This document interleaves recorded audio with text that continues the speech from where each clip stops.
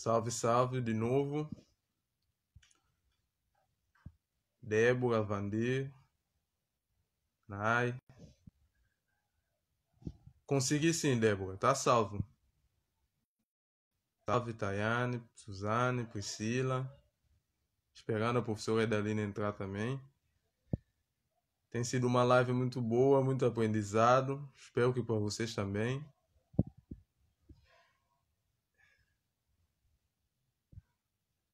Salve, Larissa.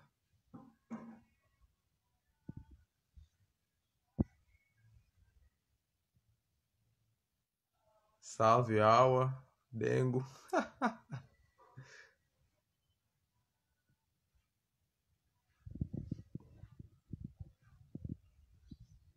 Esperando a porra Edalina entrar.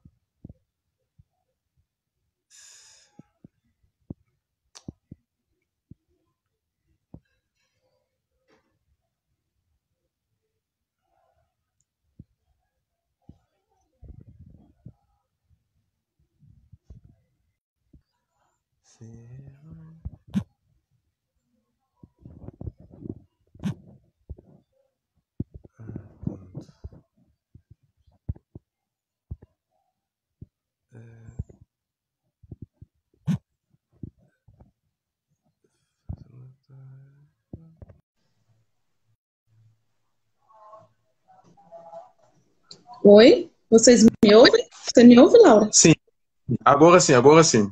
Por aqui tudo bem. Tá. Então, assim, vou concluir, tá, gente? Desculpa, é porque eu me É, empolgo, assim, mas eu vou concluir e a gente abre a conversa melhor.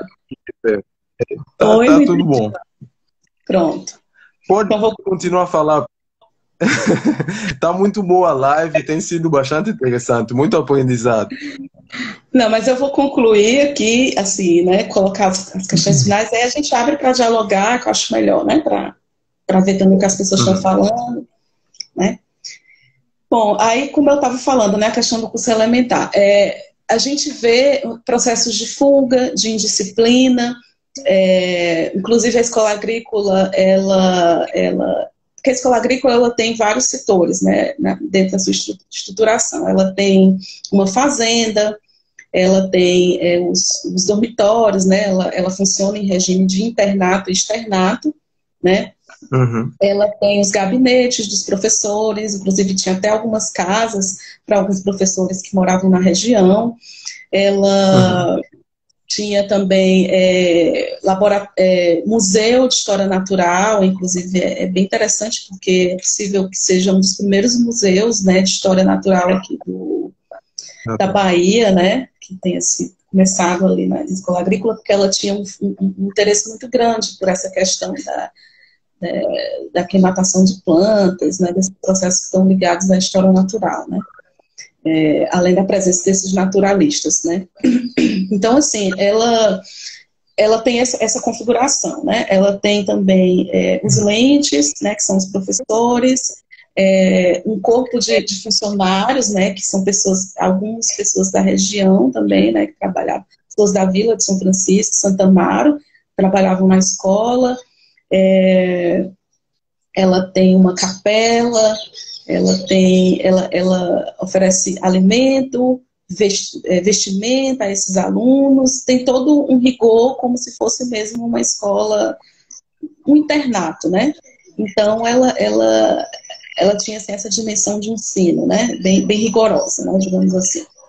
Então, esses meninos que vinham muitas vezes à revelia dos próprios pais, né, e aí é um processo que a gente não sabe ainda como que era, assim, se era realmente a matrícula feita pelos próprios pais, né, que tipo de, digamos assim, de convencimento, entre aspas, era feito para que esses alunos fossem matriculados no curso elementar, né. Então, assim, esses alunos, existia uma tensão entre esses pequenos agricultores, né, rurais, porque eles diziam, não, os meus filhos, eles vão trabalhar com os pais, eles vão trabalhar comigo, né, eu não quero que eles passem aí para a escola, viver, né, no regime de internato. Alguns pais queriam, mas outros não, né, inclusive, isso está na documentação, né, digamos assim, essa tensão.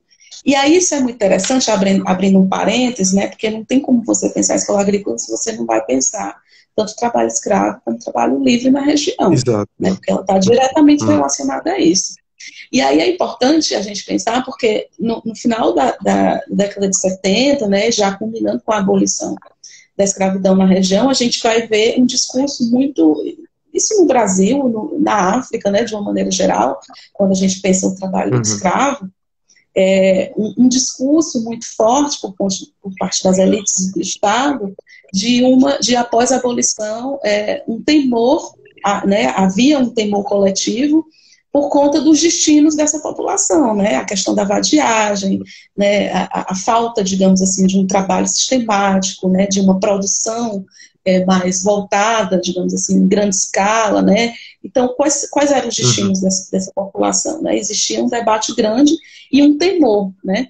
E a escola agrícola ela serve a isso também, a empregar, né, e a tecer os destinos desses grupos. Então, ao mesmo tempo que para esses grupos rurais, né, essas comunidades negras rurais, há um sentido de liberdade importante, né, quando a gente vai pensar você trabalhar a sua própria roça. Né, isso o Walter Fraga, o historiador Walter Fraga, discute muito bem no livro dele, né, outros historiadores também, mas esse sentido de liberdade, de poder cultivar a sua própria roça, de ter o trabalho, digamos assim, reservado ao seu familiar, né, de uma produção menor, não voltada para a agricultura comercial, era também um sentido de liberdade para essas pessoas, né? E aí, sei lá, eu tenho pensado muito sobre isso em relação à escola agrícola, né? Quais eram as tensões, as disputas, né? As próprias fugas e a recusa a esse modelo de ensino, ele diz muito sobre isso, né? Agora, infelizmente, isso é muito escasso nas fontes, né? Claro, porque as fontes, elas são produzidas, primeiro, elas não são produzidas para nós, historiadores, né? A gente que depois faz delas nossas fontes, elas sozinhas também não dizem nada, né? A gente tem que ter um olhar específico sobre elas. E também elas são produzidas para manter uma memória do poder, né? Em linhas gerais. A gente é que vai lá escrevendo outras memórias a partir delas, porque é esse o nosso papel também, lançar um olhar crítico, né? E tentar pensar em outros sujeitos que são a priori invisibilizados, né, pelo próprio sistema, né, de uma maneira geral. Então, mas é difícil você, digamos assim, né, dentro do rigor científico que o trabalho de pesquisa impõe, a gente também tem uma materialidade, digamos assim, da trajetória desses grupos, né, dessas pequenas comunidades rurais, dos filhos, das famílias todas, e como é que elas se relacionavam com a escola. Mas esse é um caminho que eu estou tentando traçar, que eu acho que vai, digamos assim, poder dizer sobre um outro capítulo da escola agrícola, né, esse capítulo mais ligado digamos assim, a problematização, né, desses grupos. Eu tenho tentado me focar mais no curso elementar, né, que eu acho que é um curso que tem mais a ver com a própria região, né, com a vila de São Francisco na época. Então, a escola agrícola, para mim, na minha pesquisa, ela não eu não tento fazer a trajetória do monumento, né, digamos assim, da instituição, mas quais são os discursos e as possíveis trajetórias ligadas a ela, né? Então, acho que é um pouco isso, né? Então, assim, vou ficar aqui aberta às questões, né? Dialogar também com o Fabrício, com você. Pessoal, de antemão já agradeço a escuta. Sim, pô, já tem uma pergunta aqui da Priscila Silveira. Ela pergunta o seguinte, deixa eu ver aqui, em sua pesquisa sobre as teses do NS da escola, qual temática principal a senhora tem percebido? Dos estudantes, né, nas teses. Bom, eu não tive acesso a todas as teses ainda, né? Eu achei um grupo de teses Inclusive, aí não, né? No Recôncavo, mais em Cachoeira, lá no Centro de Memória Clemente Mariani, né? Tem algumas teses lá, dentre outras coisas. E espero poder pesquisar no Centro de Memória Agrícola, que eu ainda não tive acesso também, por várias questões, né? Faço um apelo aqui publicamente para que o centro volte e a gente possa pesquisar. Mas, até porque o registro dos alunos, toda a coisa mais ligada aos alunos, estão lá, né? Então, agora, nas teses que eu tenho, que eu pesquisei, o que é muito recorrente na discussão, além da questão mais técnica, né, como eu disse, a praga da cana-de-açúcar, coisas técnicas, né, científicas, mas o que tem sido muito recorrente é o discurso mesmo sobre trabalho. Tipo, então, tem teses que falam sobre como deve ser o trabalho, né, agora que há essa transformação, né, digamos assim, não é uma transição, né, a historiografia já discute essa questão da transição do trabalho escravo e livre, não é isso, mas essa reestruturação da mão de obra, né, isso é muito proeminente nas discussões, né. E aí eles vão fazendo uma discussão muito geral sobre essa categoria de trabalho, né? Desde a discussão mais, digamos assim, fisiológica, né? Social, de que o trabalho emprega uma força física, de que o trabalho dá uma digamos assim, uma moralidade, né, para esses sujeitos, até uma discussão, digamos assim, mais subjetiva de como é importante que o trabalho ele tenha uma liberdade, de que os sujeitos tenham uma liberdade para exercer o trabalho, né? Então, que é uma coisa que me interessa muito, né? Que é a minha chave de entendimento é a dimensão do trabalho mesmo, também, né? Então, o que eu tenho percebido é mais isso, né? É mais essa discussão sobre o trabalho. Inclusive, tem a professora Tourinho, ela fala de um jornal que foi produzido pelos estudantes que, enfim, eu não consegui achar esse jornal, que chama O Agrônomo, né? Tem também um outro trabalho que ela teve acesso, que chama Ideias Socialistas na Escola Agrícola, né? Lembrando o socialismo científico, utópico, nessa época ele estava sendo discutido, né, num outro contexto a nível mundial, mas ele chega um pouquinho na escola agrícola e me parece que há um debate entre os estudantes lá sobre isso, né, então, mas esse trabalho eu não consegui achar ainda, né, então, assim, eu acho, né, eu penso que havia uma pluralidade de ideias, né, embora o geral seja pensar essa questão da regeneração agrícola, né, por conta, inclusive, desses filhos, né, da elite, porque eles seriam a próxima, né, a próxima elite, né, de poder, de dinheiro, mas existia alguns focos de uma discussão, digamos assim, mais contrária, né, de um debate, digamos assim, mais dialógico, que eu acredito que possa ser, talvez, desses alunos gratuitos, né, que a gente também não sabe, não tem tanto registro, mas eu estou querendo fazer essa análise, querendo acreditar nisso, né? Mas é isso. Agora, tem muita coisa nas teses, assim. São bastante assuntos, né? A professora Tourinha discute um pouco isso, mas eu não tive acesso a todas ainda. Sim.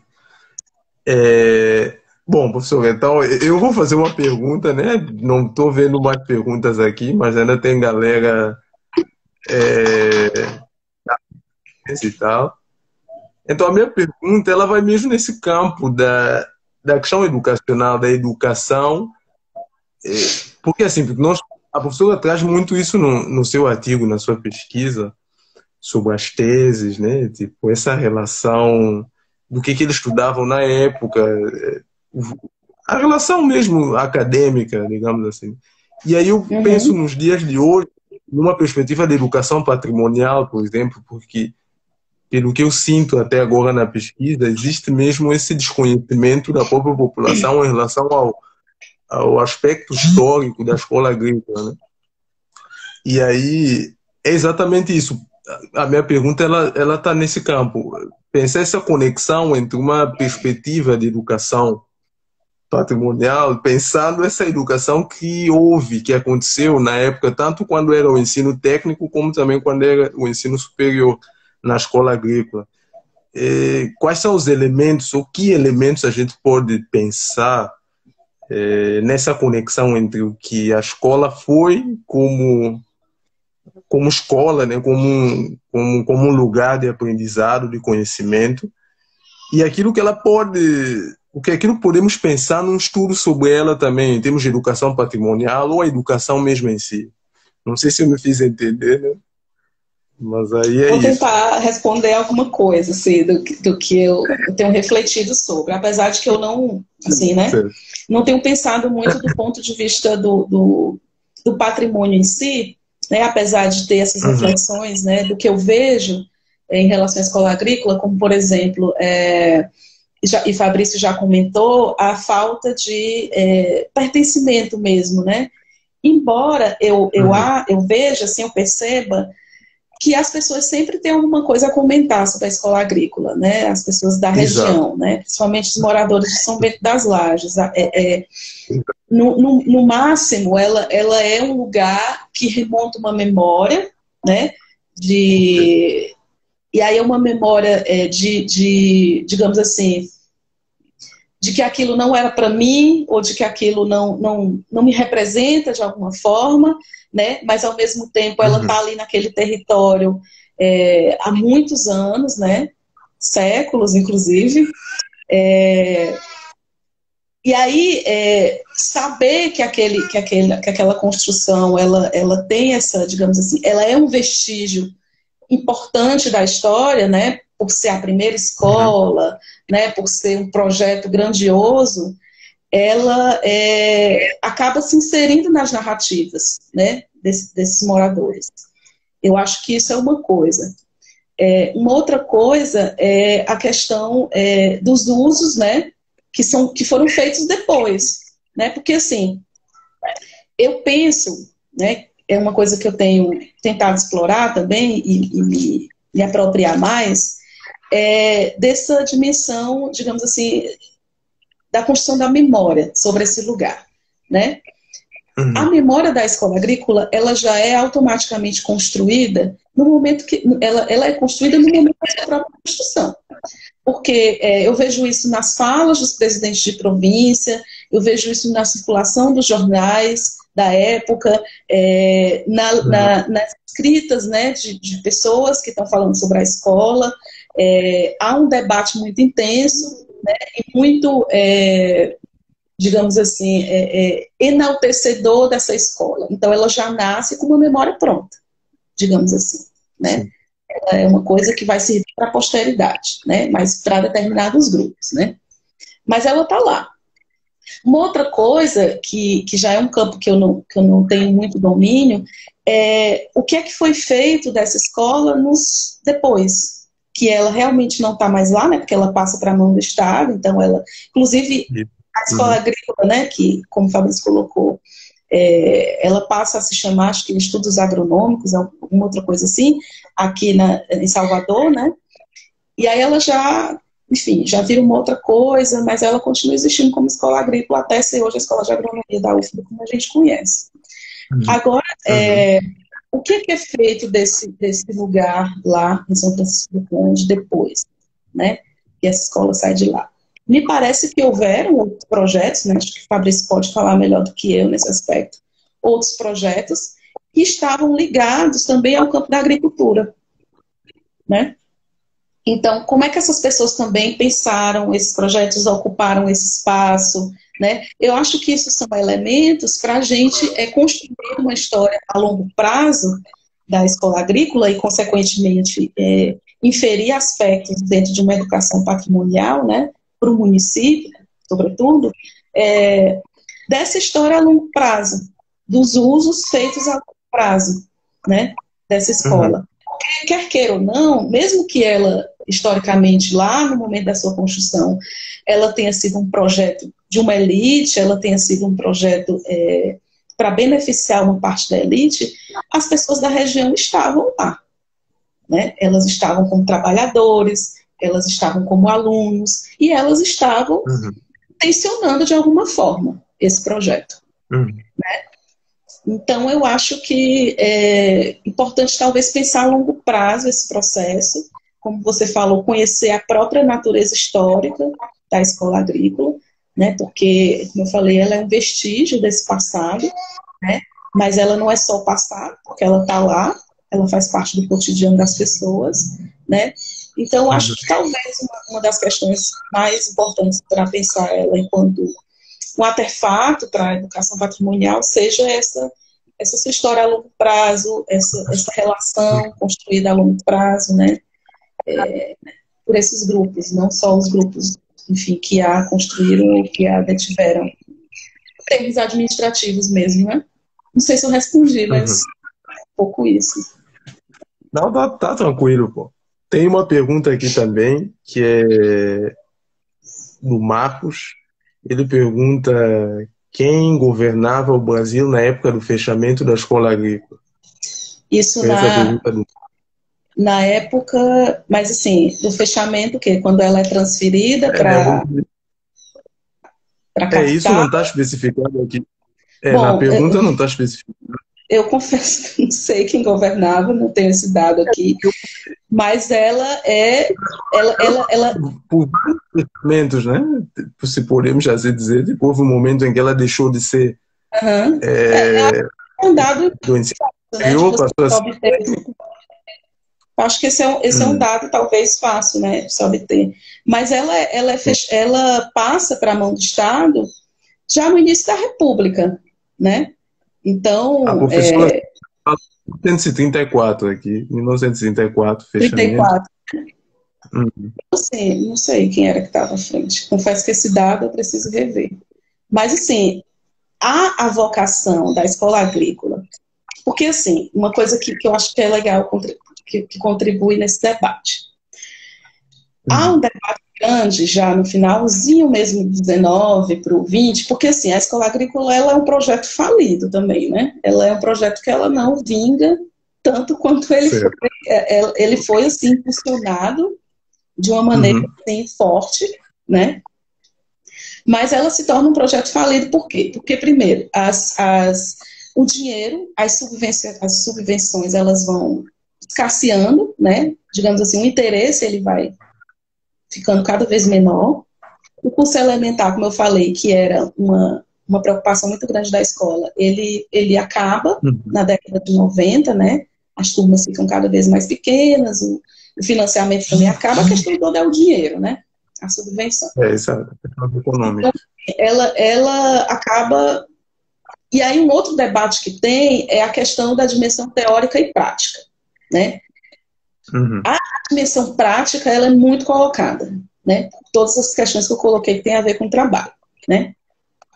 Então, assim, eu acho que tem a ver com isso, com esse primeiro momento do Estado Novo, como ele está colocando aí, na década de 30. Então, assim, o Getúlio Vargas, né? Sim. Agora, é importante, isso não está muito na documentação, assim, esse contexto do Brasil de uma maneira geral, né? É mais o contexto do Estado em si, da Bahia. Do Estado. Agora, como eu estava falando, né? Há um debate grande sobre a questão da dimensão teórico-prática, né? Então, muitos advogavam pela dimensão prática. A gente tem que trazer a dimensão prática, porque havia um debate também sobre a questão do excesso de bacharelados, né? Do bacharelismo, né? De uma sociedade bacharelesca, assim, né? Então, a escola ela vive na contramão. A gente tem que trabalhar em cima da dimensão prática, porque a escola científica, né, digamos assim, teórico já tem bastante, né? Se referindo à escola de medicina, a outros lugares nessa perspectiva. Então, assim, essa questão teórico-prática é um debate muito grande que vai percorrer as falas do governador da província, dos debates, né, nas câmaras, e também dos próprios alunos, né? Então, tem um documento que fala sobre a vocação da escola para o Estado. E aí isso é um debate grande que ocorre na época, né? Uns são totalmente contra, né, principalmente os primeiros, enfim, digamos assim, idealizadores, né, da escola, e outros são a favor, inclusive alunos. Porque tem uma coisa importante também nessa coisa. O lugar São Bento das Lajes, embora ele tenha sido um lugar escolhido, né, digamos assim, por esse grupo no momento da construção da escola agrícola, e aí, abrindo parênteses, né, São Bento das Lajes, né, como o Fabrício deve saber, muitos devem saber, ele era um terreno dos padres beneditinos, né, da ordem beneditina. Né, tanto é que lá antes era um convento, né, enfim, um convento não, uma fazenda, né, da ordem dos beneditinos. Esse terreno ele é arrendado para a escola agrícola, então, né, há um processo de arrendamento ali. E aí, muitas falas na documentação, eles dizem que aquele lugar é horrível, que é muito difícil o acesso, que ele não é um lugar plano, sabe? Não é um lugar, digamos assim, dentro do ponto de vista do terreno, adequado, né? Isso é uma coisa que rola um debate muito grande sobre essa questão. E aí, quando vem a vocação para o Estado, esse é mais um elemento a ser colocado, né?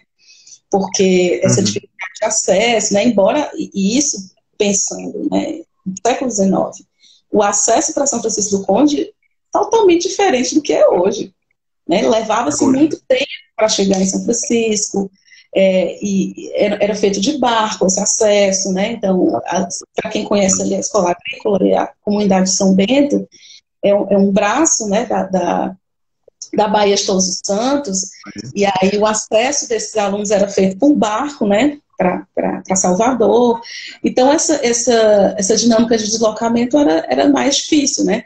E aí isso é um debate que ocorre lá sobre a questão do terreno e como isso influencia também a transferência, digamos assim, né, a vocação da escola para a capital, né, para Salvador. Né? Mas, assim, específico, assim, não me vem à mente agora, né? Mas é nesse contexto aí. Inclusive, tem uma documentação sobre a década de 30, né? Desses alunos já em Salvador, organizando atividades, né? Então, é uma coisa que é facilmente, assim, que a gente pode facilmente obter essas informações. Certo. Então, pelo que podemos notar, existe muita informação histórica que nós podemos obter sobre a escola agrícola.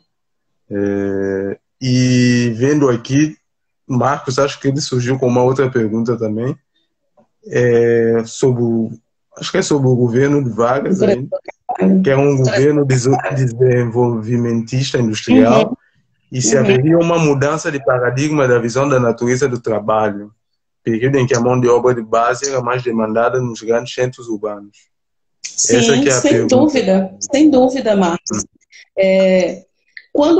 Esse momento da escola agrícola eu não tenho me dedicado muito, né, a partir da década de 30, porque eu vou mais, como eu falei no início, eu tenho me detido mais no momento inicial da construção, né, pensando aqueles aspectos que eu coloquei para vocês, a interface junto ao recrutamento, né, dos trabalhadores para a Guerra do Paraguai, o envolvimento dos africanos livres na obra, a questão, enfim, do curso elementar, né, e a relação, os relacionamentos com as comunidades negras rurais da região, essas questões. E aí eu paro um pouco de olhar, digamos assim, né, para a trajetória da escola agrícola ali no início do século XX, né, na década, eu fico muito nela enquanto ela está no território de São Bento das Lajes, né.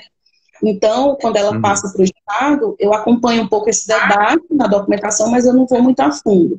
Agora, pelo que eu já vi na documentação, como eu falei, né, a própria natureza dela de ir para o Estado, para a mão do Estado, ela já, inclusive, adquire um outro formato, né, uma outra denominação. Ela é uma escola agrícola formada, direcionada mesmo para o trabalho, digamos assim, técnico agrícola, né? Então, a gente vai ter o campo da civicultura, ele é muito ampliado nesse momento, né?